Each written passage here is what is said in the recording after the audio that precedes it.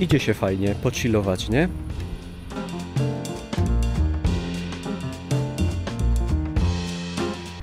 Nie wiem, czy zdajecie sobie z tego sprawę, ale na Górnym Śląsku żyją dinozaury.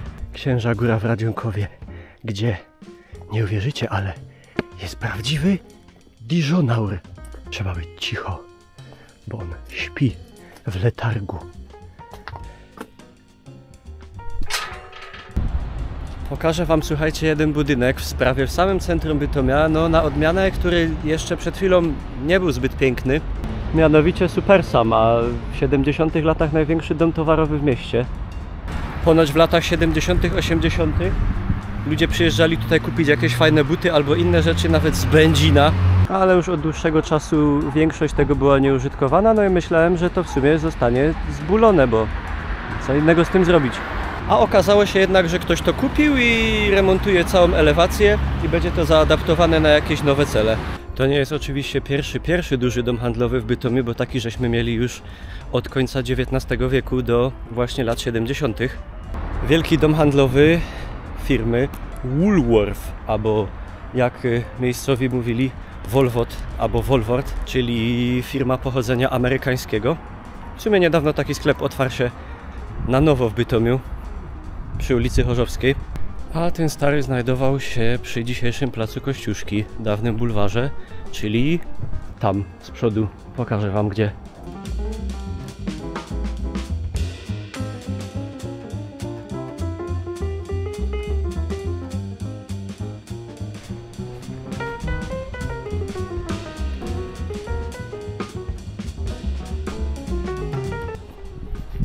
Dzisiaj, słuchajcie, opowiem wam, dlaczego w Bytomiu zawsze jest pogoda. Zawsze. Znaczy wiem, że zawsze jest jakaś pogoda, no ale mówi się, że w sensie jak brzydka to nie ma, jak dobra to jest. A u nas jest zawsze. I jak do tego doszło? No to właśnie jesteśmy na pogodzie. Złazimy do metra. Jezu, piździku. Nawet przystanek o tej nazwie.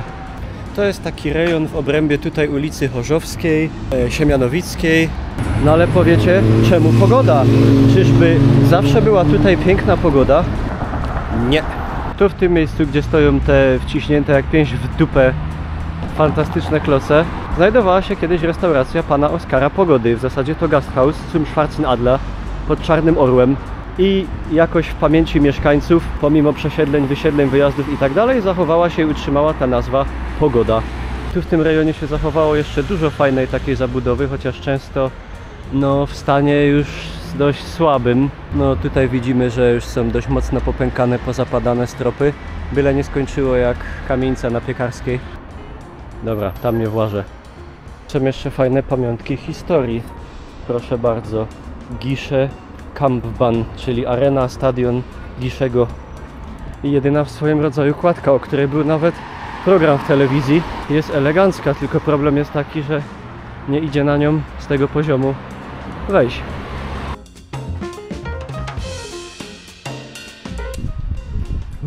Echo. No, po drugiej stronie tego wiaduktu jestem chyba pierwszy raz w życiu. Fajnie tak tu. Swojsko. Bardzo fajne budowle, ale widać też, że mocno przetrzebione. Na przykład łatwo powiedzieć, że tutaj pewnie cały ten plac był zabudowany, także szło się ulicą, która była zabudowana z obu stron. No i też sporo takich pustostanów. No, co by to nie było, to mi zawsze jest szkoda. Każdej jednej starej chałupy, nawet najprostszej ceglanej, jakoś tak, nie wiem.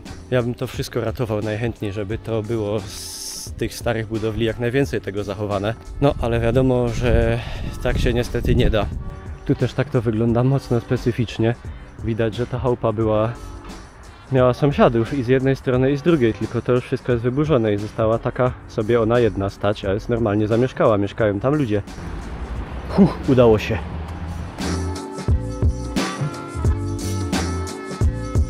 Proszę, jakie na pogodzie są gorące uczucia patriotyczno-polonijno-bytomskie.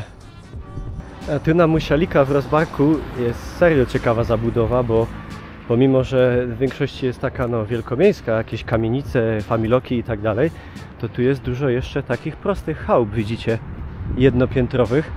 No bo tutaj w większości mieszkali gospodarze. Potem oczywiście się to wszystko urbanizowało i procent tych zatrudnionych w przemyśle, no czyli głównie na kopalni rósł i rósł. Trudno sobie na dzisiejsze czasy wyobrazić na przykład, że w 1906 roku gospodarz za to, ile zarabia, stawia własnymi rękami na przykład taką kamienicę.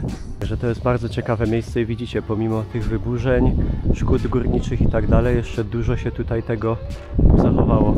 Można by tu nagrać 3-godzinny film o inskrypcjach na murach i płotach. Kurde, za krótki ten film będzie.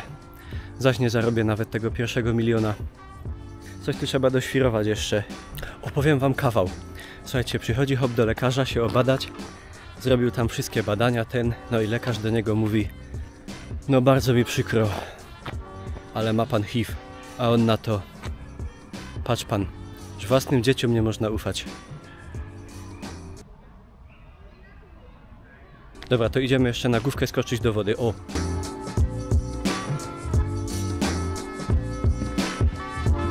Nie no, żartowałem, nie wskakuję. Ale wy tak.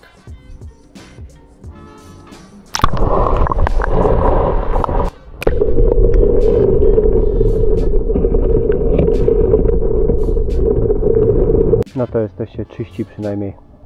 Dobra, to opowiem wam jeszcze jeden kawał. Przychodzi chłop. Nie opowiem lepiej. Dziękuję wam za uwagę. Mam nadzieję, że czujecie się ubogaceni rozwikłaniem tajemnicy, dlaczego pogoda to pogoda i czemu ona zawsze jest. Teraz na przykład jesteście, nie wiem, z Kielc, z Wałbrzycha, z Łodzi albo z Gdańska. Przyjedziecie kiedyś na Górny Śląsk i będziecie siedzieć w towarzystwie pięknych kobiet przy alkoholu i powiecie tak: a coś wam powiem, a wiecie czemu w Bytomiu jest pogoda? I oni wszyscy tak: o, to jest gość. Dzięki, zostawcie łapę w górę, widzimy się niedługo, nara.